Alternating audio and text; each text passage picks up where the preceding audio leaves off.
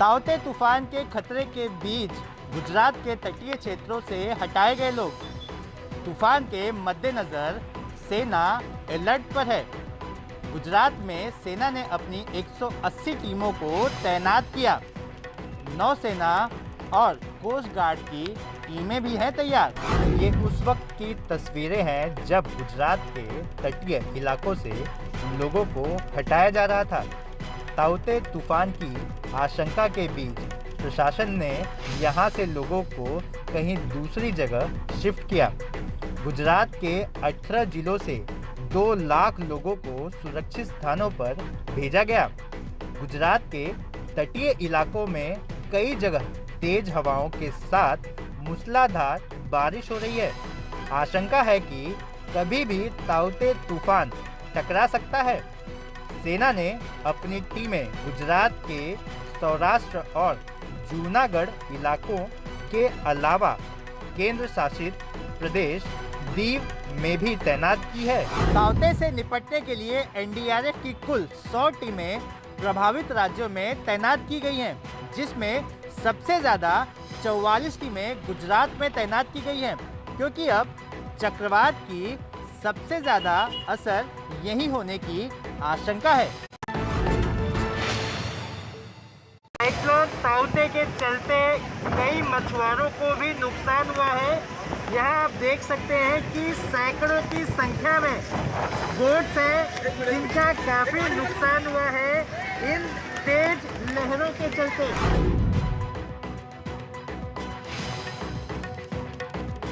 28 साल पहले 1992 में तूफान आया था।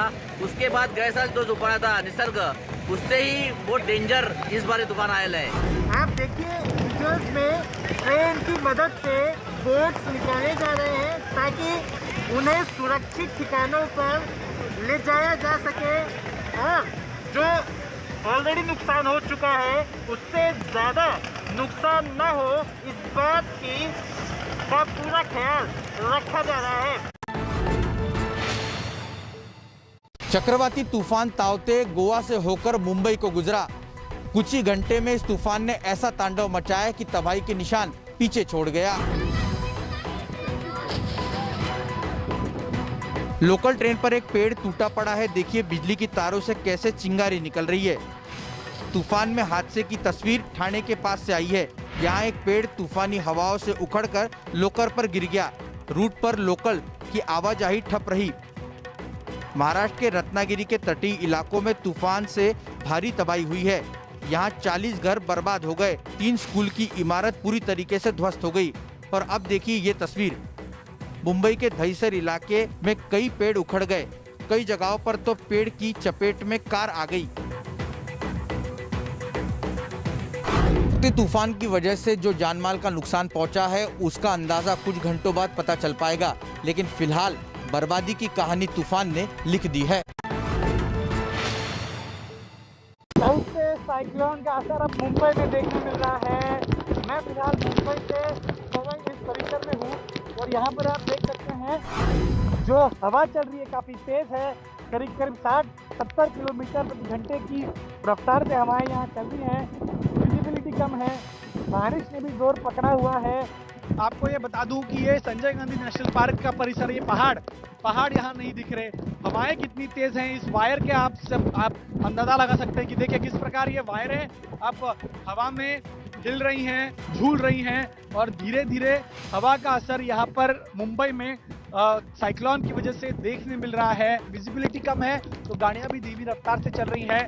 ट्रेन की अगर बात करें तो विक्रोली और घाटकोपर के बीच एक ट्रेन पर जो ब्रांचेस थे पेड़ के वो गिरा था, जिस वजह से स्लो ट्रैफिक हुआ है। स्लो ट्रैक पर उसका असर पड़ा है। चक्रवाती तूफान ताउते की वजह से मुंबई और आसपास के इलाकों में लगातार तेज मूसलाधार बारिश हो रही है। 11 बजे के बाद से मुंबई में तेज मूसलाधार बारिश हो रही है, जिसकी वजह से मुंबई के कई इलाकों में पानी भर गया है। मैं मुंबई के अंधेरी आज़ाद नगर इलाके में हूँ। आज़ाद नगर इलाके के इस सड़क को देखकर आप अनुमान लगा सकते हैं कि चक्रवाती तूफान की वजह से आई बारिश की वजह से क्या स्थिति हो गई है। मुंबई के कई इलाकों में जलभराव की तस्वीरें सामने आ रही हैं। ये मुंबई का आज़ाद नगर मेट्रो स्टेशन है और आज़ाद नगर मेट्रो स्टेशन के ठीक नीचे आप देखिए पूरा पानी भरा हुआ है। अंधेरी स्पोर्ट्स कॉम्प्लेक्स के सामने का परिसर है। जिस प्रकार से गाड़ियां आ जा रही है, कुछ गाड़ियां यहां से यू टर्न ले रही हैं क्योंकि उन्हें अंदाजा हो गया कि जैसे जैसे आगे जाएंगे वैसे वैसे पानी का जो स्तर है थोड़ा बढ़ा हुआ नजर आ रहा है और इसमें गाड़ी बंद पड़ सकती है। लेकिन कुछ वाहन जो है वो आप देख सकते हैं किस प्रकार से पानी में संघर्ष करते हुए आगे बढ़ रहे हैं।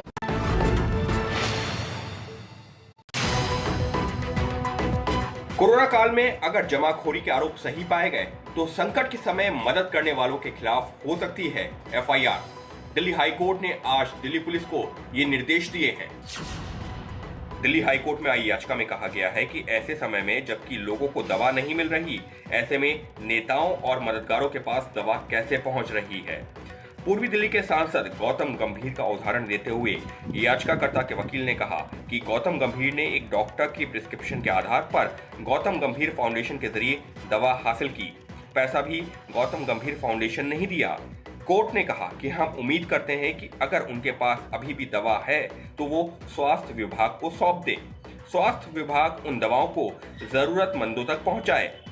कोर्ट ने टिप्पणी करते हुए कहा कि शुरुआती तौर पर हमको ऐसा मुमकिन नहीं लगता कि इस किल्लत के वक्त में कोई भी डॉक्टर का प्रिस्क्रिप्शन लेकर जाए और दवा की इतनी बड़ी मात्रा लेकर चला आए। इसमें कुछ और भी है।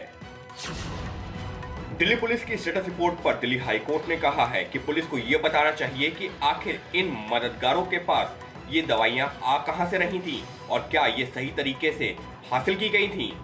इस मामले की अगली सुनवाई अब अगले सोमवार को होगी। यूपी में गंगा या किसी दूसरी नदी में शव बहाने या नदियों के किनारे शव दफनाने पर लगी रोक। यूपी पुलिस ने इसको लेकर निर्देश जारी किए। पुलिस के जवान अब नदियों में पेट्रोलिंग भी करेंगे। इस सफेद बालू में भगवा, लाल और पीले रंग के जो कपड़े दिख रहे हैं ये कफन है। इनके नीचे शव दबे हुए हैं।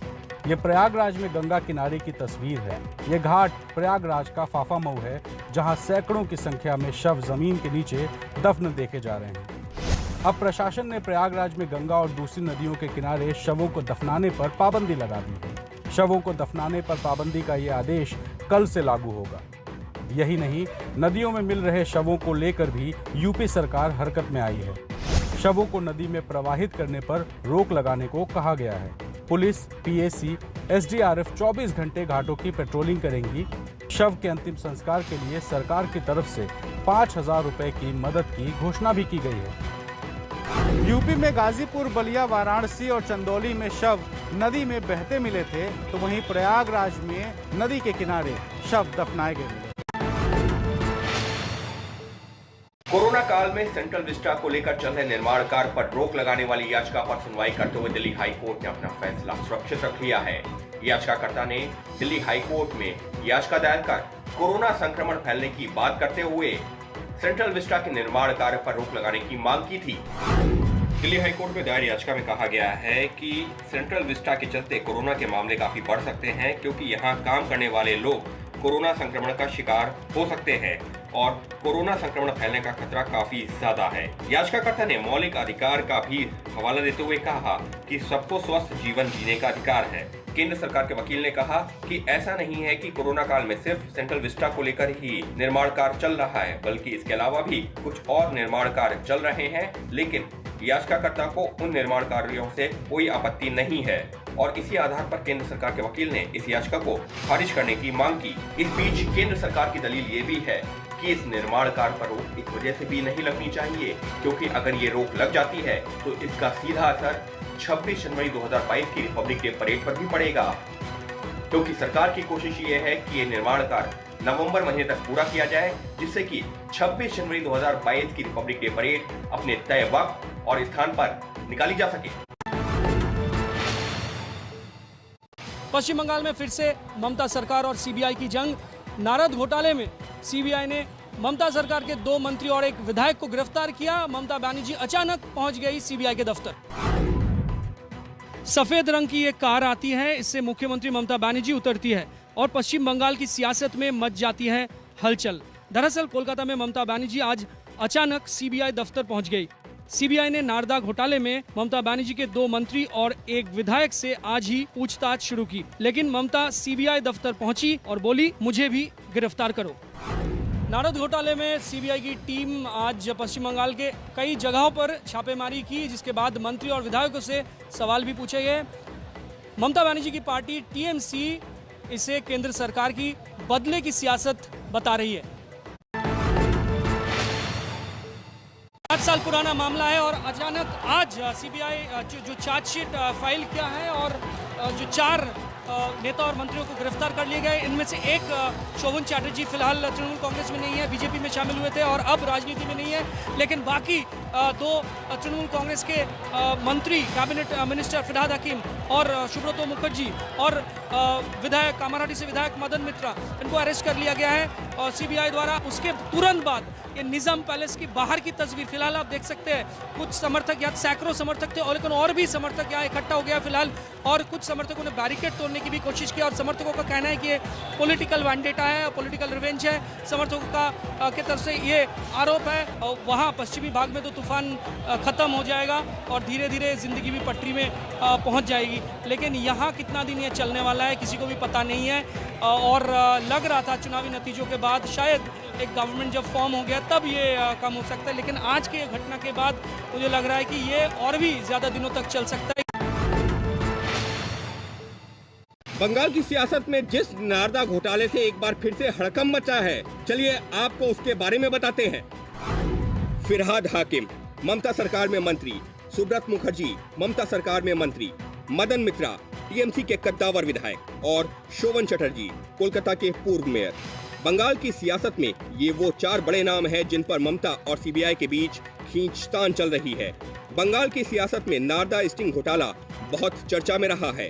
साल 2016 में नारदा न्यूज पोर्टल ने एक स्टिंग ऑपरेशन किया था।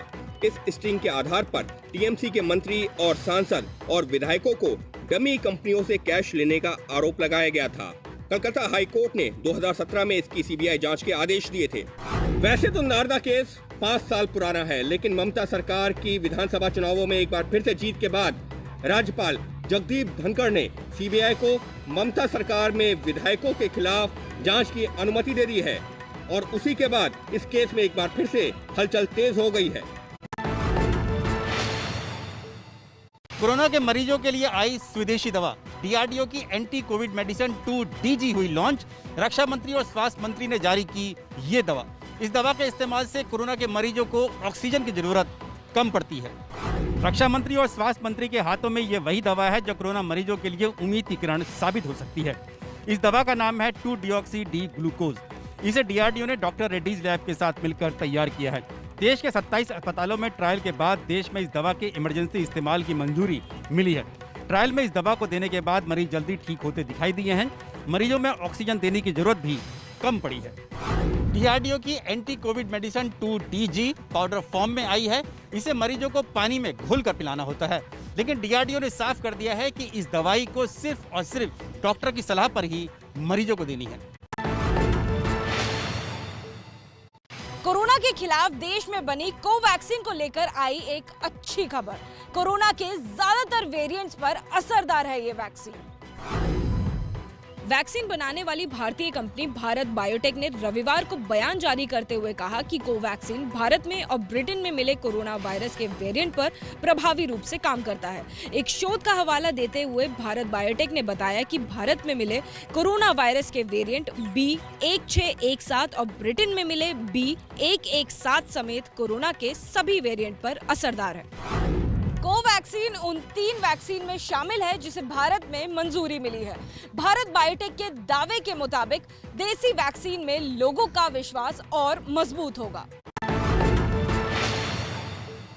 जम्मू कश्मीर प्रशासन की तरफ से कल एक आदेश आया कि वैक्सीनेशन को लेकर एक नई रणनीति तैयार की जाएगी और अगले 10 दिनों में 45 साल के ऊपर सभी लोगों को वैक्सीन लगाया जाए। लेकिन हकीकत क्या है, ज़मीन पे हम आपको दिखाएंगे कि पिछले 5 दिनों से कश्मीर घाटी में कहीं पे भी वैक्सीन नहीं लगा है और कुल 552 वैक्सीन जो है पिछले 5 दिनों में लगे हैं, जबकि पिछले 48 घंटों में देखें तो श्रीनगर समेत सभी 10 जिलों में 0 वैक्सीनेशन हुआ है।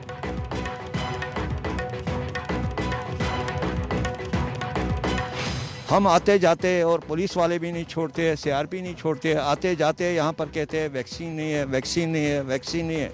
बहुत परेशान होते हैं हम। पहले कहा था 6 हफ्तों के बाद दूसरा वैक्सीन लगेगा, अब उसको 84 डेज किया है, तो इसका मतलब सीधे ये है कि वैक्सीन की शॉर्टेज है।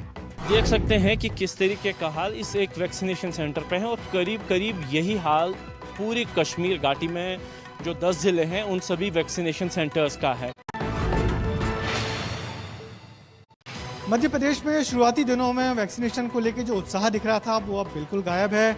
हम इस समय देख रहे हैं जो वैक्सीन सेंटर है भोपाल का, ये शासकीय नवीन उच्चतर माध्यमिक सेंटर है, यहाँ पर मगर खाली पड़ा हुआ है। लोग इक्के दुक्के लोग ही आ रहे हैं वैक्सीन लगवाने के लिए और ये सारे वो लोग हैं जिन्होंने स्लॉट बुक किया हुआ है और बड़ी मुश्किल से स्लॉट बुक हो रहे हैं। उसकी बड़ी वजह है कि मध्य प्रदेश में वैक्सीन की ज़बरदस्त किल्लत है। अच्छा, कितनी मुश्किल से आप स्लॉट बुक कर पाए? सर 1 हफ्ते बाद कम से कम स्लॉट बुक हुआ है हमारा। सेंटर पे हम लोग ने शुरुआती दिनों में बहुत भीड़, बहुत उत्साह देखा था, वो अब एकदम ऐसे सूने पड़े हैं। इक्के दुक्के लोग ही आ रहे हैं और वैक्सीन लगवा के वापस जा रहे हैं। मध्य प्रदेश में इन दोनों टीके का बड़ा संकट है और जिसका असर इन वैक्सीनेशन सेंटर पर भी लगातार दिख रहा है। आखिरकार पकड़ा गया खान चाचा रेस्टोरेंट का मालिक नवनीत कालरा 3 गुना कीमत पर बेच रहा था ऑक्सीजन कंसंट्रेटर। दिल्ली में ऑक्सीजन कंसंट्रेटर की कालाबाजारी के आरोपी नवनीत कालरा को पुलिस ने गिरफ्तार कर लिया है। पुलिस ने देर रात यह जानकारी दी। गिरफ्तारी के बाद नवनीत कालरा को मैदानगढ़ी पुलिस स्टेशन लाया गया। नवनीत दिल्ली के खान मार्केट में खान चाचा रेस्टोरेंट का मालिक है। विदेश से ऑक्सीजन कंसंट्रेटर खरीदकर यहां महंगे दाम में बेचने के खुलासे के बाद से ही नवनीत कालरा फरार चल रहा था। दिल्ली पुलिस ने नवनीत कालरा के 3 अलग अलग रेस्टोरेंट और एक फार्म हाउस से 500 से ज्यादा ऑक्सीजन कंसंट्रेटर बरामद किए थे। शक है कि इस केस के तार विदेश से भी जुड़े हो सकते हैं। पंजाब में कांग्रेस की सरकार का घरेलू झगड़ा और बढ़ा। कांग्रेस के विधायक और पूर्व हॉकी खिलाड़ी प्रगट सिंह ने सीएम अमरिंदर सिंह पर लगाए कई गंभीर आरोप। कांग्रेस विधायक प्रगट सिंह ने चंडीगढ़ में आज प्रेस कॉन्फ्रेंस कर मुख्यमंत्री अमरिंदर सिंह के खिलाफ मोर्चा खोल दिया। प्रगट सिंह ने कहा कि मैं अगर चुनावी वादे पूरे नहीं होने की बात करता हूं, तो सीएम अमरिंदर सिंह की तरफ से मुझे केस करने की धमकी दी जाती है। प्रगट सिंह ने अमरिंदर सिंह के सलाहकार भरतिंदर सिंह चहल पर भी गंभीर आरोप लगाए हैं। कैप्टन संदीप संधू का फोन आया कि मैनू सीएम साहब ने एक मैसेज दिता ते वो मैसेज मैं तेनू देना ते धमकी भरिया मैसेज। मैं उन्होंने 1 वारी नहीं 2 वारी नहीं 3 वारी मैं क्या कैप्टन अमरिंदर सिंह ने यह गल कही आ। इन्हें कैप्टन अमरिंदर सिंह ने यह गल कही आ कि तेरियां असीं लिस्टां बहुत कढ लईआं ते तैनू हुण असीं ठोकना। इससे पहले नवजोत सिंह सिद्धू ने भी कोटकपूरा पुलिस फायरिंग केस में अमरिंदर सरकार से वादा पूरा करने का मुद्दा उठाया था। यानी पंजाब में कांग्रेस की सरकार की कलह खत्म ही नहीं हो रही है। आज श्रीनगर में हुई एक मुठभेड़ में मारे गए 2 मिलिटेंट एक घर में छुपकर सुरक्षा बलों पर कर रहे थे फायरिंग।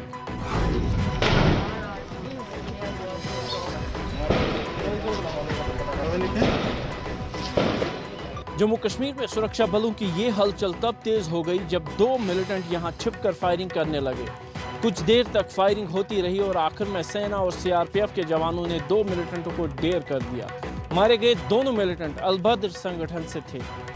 एनकाउंटर को अंजाम तक पहुंचाने से पहले सुरक्षा बलों ने इन मिलिटेंटों को सरेंडर करने के लिए कहा था, लेकिन जब मिलिटेंट नहीं माने तो सुरक्षा बलों को फायरिंग तेज करनी पड़ी और दोनों ही मिलिटेंट मारे गए। नहीं रुक रही इजराइल और फिलिस्तीनी संगठन हमास के बीच चल रही जंग। दोनों एक दूसरे को रॉकेट और मिसाइलों के हमले से बर्बाद करने पर आमादा है। इजराइल और फिलिस्तीन के हमास के बीच लड़ाई कितनी खतरनाक चल रही है, ये गिरती इमारत इसी बात का सबूत है। पिछले करीब 1 हफ्ते में इन हवाई हमलों में 200 से ज्यादा लोगों की जानें जा चुकी हैं। 2000 से ज्यादा लोग घायल हैं।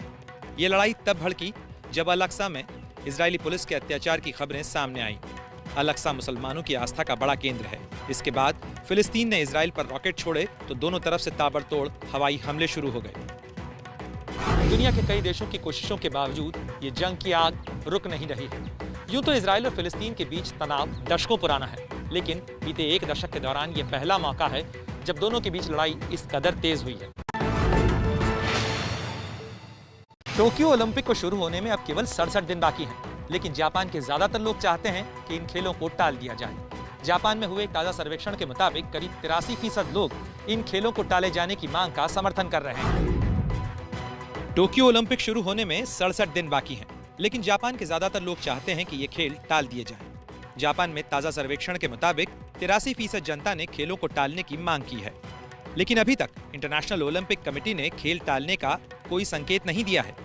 ओलंपिक नियमों के मुताबिक आईओसी और मेजबान देश के बीच जो करार होता है उसके मुताबिक ही आईओसी ओलंपिक को रद्द कर सकता है।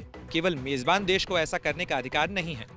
जापान का नाम उन मुल्कों की फहरिस्त में शामिल है जहां पर कोरोना का असर अपेक्षाकृत कम हुआ, लेकिन जानकारों का मानना है कि ओलंपिक जैसे अंतर्राष्ट्रीय खेलों का आयोजन जापान में कोरोना की जानलेवा लहर का सबब बन सकता है।